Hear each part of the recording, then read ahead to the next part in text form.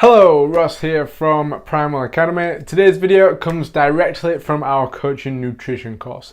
In it, Darren will talk you through how to assess your client's nutrition completely. What you get is the exact questionnaires we use with our clients and how we build our nutrition plans to guarantee them results. You can literally copy and paste our nutrition assessment into your business today. Now this is just one part of a 6-part course. If you'd like to see more of the course for free, then check out the free membership button below. Or if you're interested in getting the full thing, click the full membership button to find out more.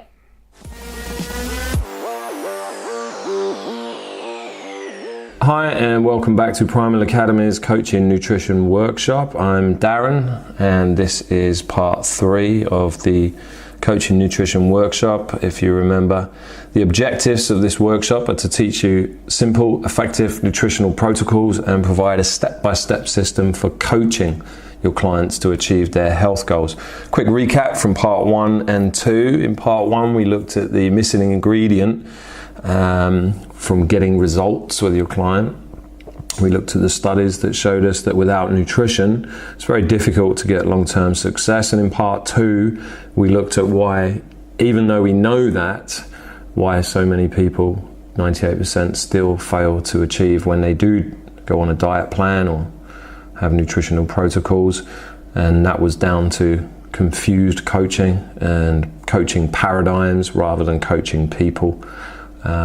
And we finally, at the end of part 2, looked at what's needed is a coaching process. Now this is part 3, looking at that coaching process in more detail, going through it step by step. First part of that is assessing your client. So let's just take a quick look at the coaching process that we outlined in the end of part 2. So first of all, prepare. You've got to send out your intake forms. Now, we're going to provide you with all the intake forms that you need at the end of this workshop. You can download those so that you're ready to go. Second part is to evaluate, collect that information in and evaluate the information. Identify what level your client is, what limiting factors are stopping them from achieving their goals, stopping them from following your coaching plan. Going to go through setting goals, using visualization, anchoring things in goals in emotions, and then coaching behaviors rather than coaching outcomes. As I said before, there's no point telling your client, right, your goal this week, Bob, is to lose 1% body fat. We have to coach behaviors, not outcomes. Step 5, plan and advise. You've got to keep it simple. I think a lot of times people are guilty of really just overcomplicating things, often for their own purpose rather than for the benefit of the client. Number 6, this is a bit that people fall down on, coaches and trainers seem to fall down on it all the time, is actually monitoring what you're doing. Provide accountability, not just for the client, but for yourself as well. If you're not monitoring regularly, then how do you know if your plan's working? And if you don't know if your plan's working, then your client's paying you for nothing. And then finally, with all of that information, particularly the monitoring, we can adjust what we're doing as and when we need to. We can observe how things are going, get feedback from the client, and then tweak things. So, as I said, we're going to go through this process step by step. Step 1 is assessing the client. Now, Paul Chek taught me a lot of what I know. Famously, you said to me all the time, if you're not assessing, you're guessing. And no one's paying you to guess, not when they're paying you good money and you're dealing with their health. So, you have to assess your client to start with. Now, if somebody out there is providing you a program or of exercise or nutrition and they're not assessing you before they start, then that's not a plan for you. It's not a coaching plan for you. It's just a generic plan that it's essentially just based on a paradigm. Oh yeah, everybody eat paleo or everybody should eat vegan. If you're buying a workout plan or a nutrition plan from somebody and they're not assessing you before you start that plan, then that plan is not for you. Avoid it. Okay, so how do we assess our clients? Step 1, intake forms. So What kind of forms do we want to send out to our client? What kind of information do we want to know? Well, of course, there's the standard information, medical questionnaire. You've got to know their medical situation right now and also their medical history. It helps to know if they've got any medical issues with their family as well. So a health history form, a medical questionnaire, a readiness for change form. A lot of people say that, I want to achieve this. I'll do anything it's going to take, Darren. Whatever changes you want me to do, I'm going to do it all. So you say, right, okay, we need to find a healthy breakfast. Oh no, I'm not prepared to do that. We need to train 5 times a week. Oh, I'm not prepared to do that. So we've got to know, how ready are they for change? Can they go in full, guns blazing, or are we going to have to take this very, very slowly, step by step? What is it that they're not prepared to do? How ready are they for these changes? We need to know client information. We've got to know, what do they do from day to day? What does their day look like? What time do they get up? What time do they go to bed? How much of their day is taken up with work? There's no point giving somebody, for example, let's just use the exercise example. There's no point giving somebody a 60-minute workout plan if actually they've only got 35 minutes to train. Where do they shop? How often do they shop? What information do they know about nutrition? What sort of knowledge level are they at for nutrition? So it's really important to get as much client information as you can. Then the big one, of course, we've got to know client goals. What is it that they actually want to achieve? If you don't know, what your client wants to achieve, then everything's just kind of pointless. So what actually are their goals? What does their social support look like? The people around them, how are they going to be helpful or hindering? When you're not there, because you can't be there 24/7, when you're not there as their coach, who is it that's going to support this plan? Who's going to help them to stay on track? What kind of kitchen setup do they have? Okay, what's their cooking knowledge? What sort of kitchen utensils did they have? I once wrote a nutrition plan for a client, and it was a pretty good plan, fairly simple recipes, fairly simple meals. He was quite a knowledgeable client, and he knew what he was doing.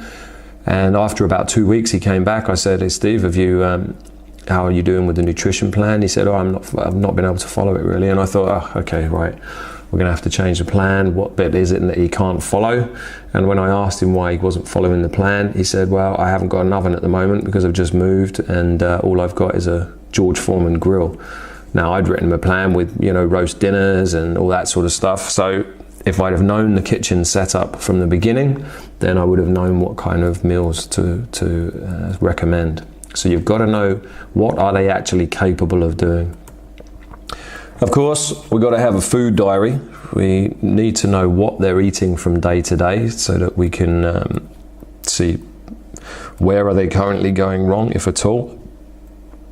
How many changes do I need to make? You've got to have that food diary to start with.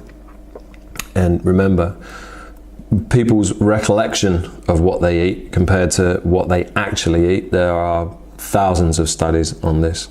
If it isn't written down, it's made up, basically. The amount of times I've gone into a consultation with a client who I've given a food diary to the week before, and despite telling me on the initial consultation that they eat pretty well, yeah, I think my diet's pretty good, thanks.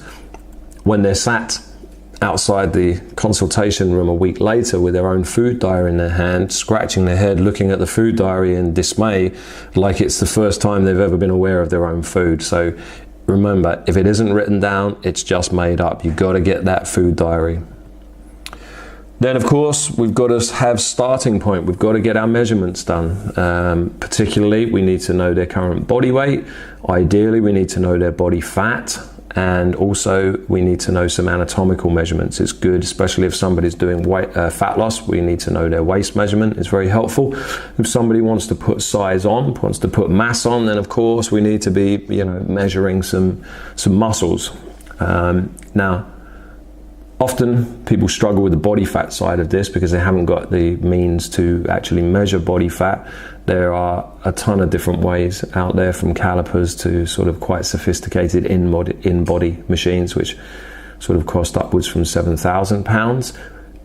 There's a lot of debate out there about how accurate different systems are, but remember, it's great if you can get a really accurate system, but as long as you've got a way of measuring body fat that's consistent, if it's 10% out, as long as it's 10% out every time, it doesn't matter. Yes, it's nice to have a very sophisticated way of measuring, which gives you a dead-on accurate measurement, but that's probably never going to be possible unless you use one of the big hospital machines. But as long as it's consistently inaccurate, it doesn't matter. So find some way of measuring body fat, because if most of your clients are going to be looking for body fat reduction, and even those that want to put on size and improve performance are also going to want some body fat reduction.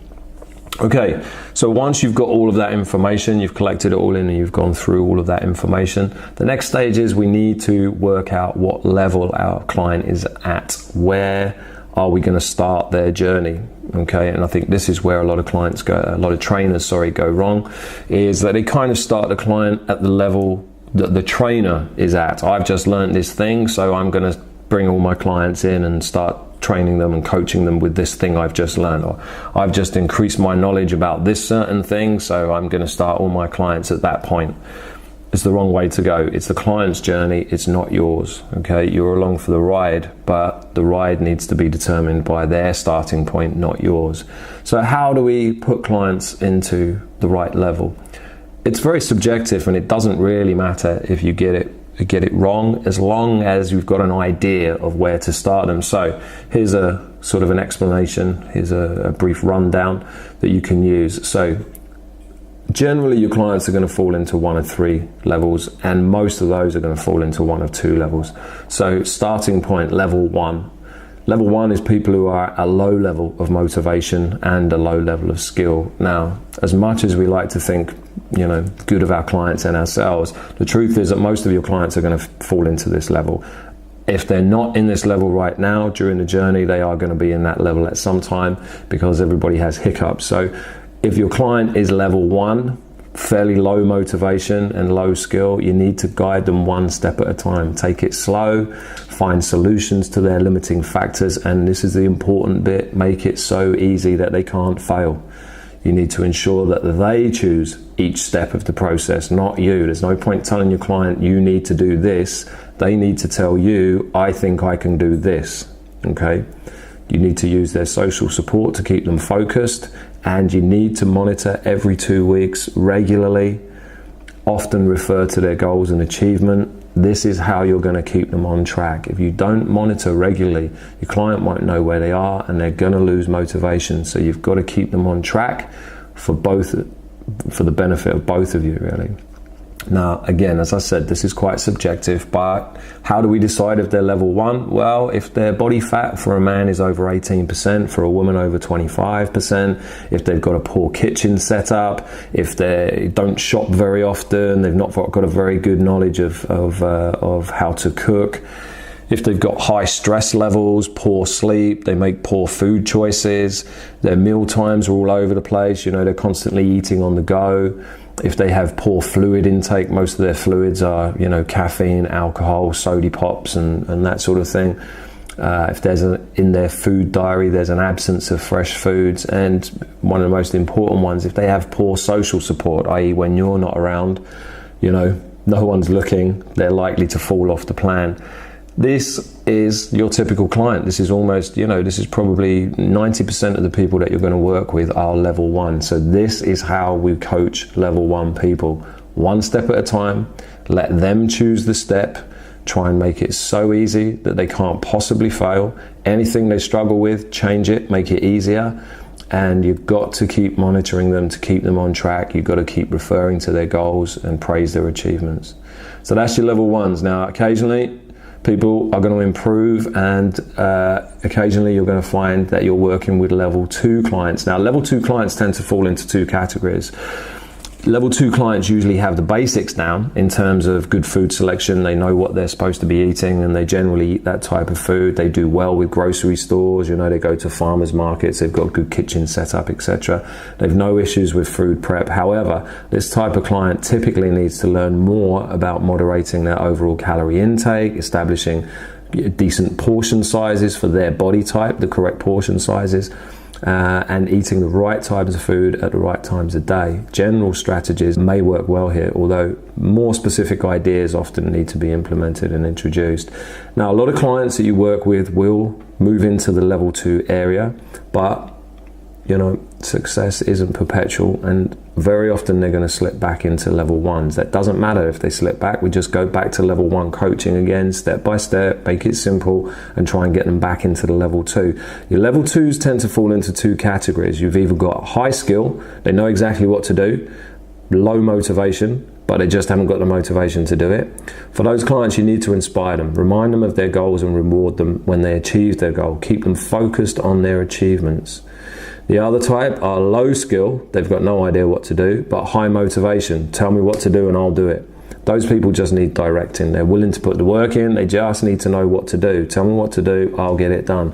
For those people, you've got to improve their weak areas.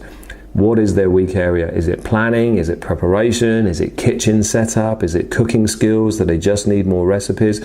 Now, these level 2 clients tend to be more moderate with their body fat, 12 to 18% for men, 20 to 25% for women. Remember, this is subjective, and no one's ever going to fall exactly into these categories.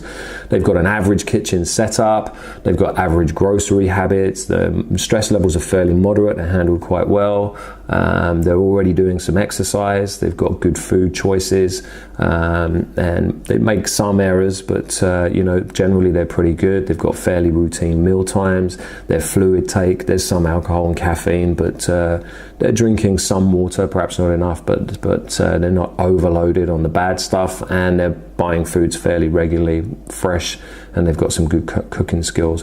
Also, they've got some people around them that are supporting them when you're not there. They're your level 2s. And then your level 3s, which you're hardly ever going to see. These individuals are typically already lean. They want to optimize and further refine their nutritional strategies. They might have excellent shopping and prep strategies. They might need slightly more detailed calorie and macronutrient information, perhaps nutrient timing, etc. Now, beyond establishing a baseline diet, they also need specific strategies for making outcome-based dietary decisions. So I want to put on a little bit more size, I want to improve my performance, whatever it might be. Now, with level 3s, these are type A people. You have to let the client drive, okay? Telling them what to do, very often you're going to meet resistance. You've got to give them weekly tasks, researching new meals, coming up with new recipes, whatever it might be, new places to shop, but you've got to let them drive, okay? They're in control. What your role is as a coach with these people is really to educate them, move them along at their pace, and stop them from getting bored. Now, these clients are generally low fat, less than 12% for men, 20% for women. They've got a great kitchen setup, they've got clearly defined goals, they've got great grocery habits, they're low stress levels, they handle stress very well, they sleep very well, they've got regular exercise, they make good food choices. They've got regular meal times where they sit down and eat, not walking around and eating. They've got good fluid intake, low caffeine and alcohol, plenty of fresh foods, great cooking skills, and most of their social support is in the gym or, is involved in what they're involved in. Now, quick breakdown of how we train those people. Type 3, high motivation, high skill, let the client drive, give them tasks to complete such as researching meals, educate them, keep it moving at their pace, they will get bored. Low motivation, high skill 2s. Level 2 people with low motivation, high skill. You've got to inspire the client, use mind training, setting goals. We'll go through that in the next part. Reward them when they do well or achieve a goal, and keep them focused on their motivation. The other level 2s are high motivation, low skill, okay? They just let me know what to do and I'll get it done. I just don't know what I'm supposed to be doing. These people, you've got to direct them. They're willing to put the work in, they just need to know how to do it. So you've got to work to improve their weak areas, such as planning or prep or kitchen setup. Now, a lot of your people will become level 2 clients, but undoubtedly at some point they'll slide back into level 1s. That's fine. We just go back to level 1 coaching until they become level 2s again, okay? Most of your clients you work with are going to be level ones, low motivation, low skill. They don't know what to do and they need a real kick in the pants to get them to do it. These people, you've got to guide them one step at a time. Take it slow, make it so easy that they can't fail. If you give them a task and they struggle with it, make the task easier. Okay, ensure the client chooses each step. Don't tell them what to do. Ask them which ones they can do, which step, which task can you achieve. Use their social support. Keep them focused outside coaching when you can't be around. Okay, if you can master coaching level ones, then you're going to be a successful coach. Okay, remember, you can design the best nutrition plan in the world, but if you don't coach the client at their level, they're never going to be able to follow it. Okay, so that's how we assess our clients. Next stage, we'll look at setting goals. Until then, eat well, rest well, keep learning, and please remember to disconnect from social media, reconnect with your friends, your family, and yourself. Till next time, see you then.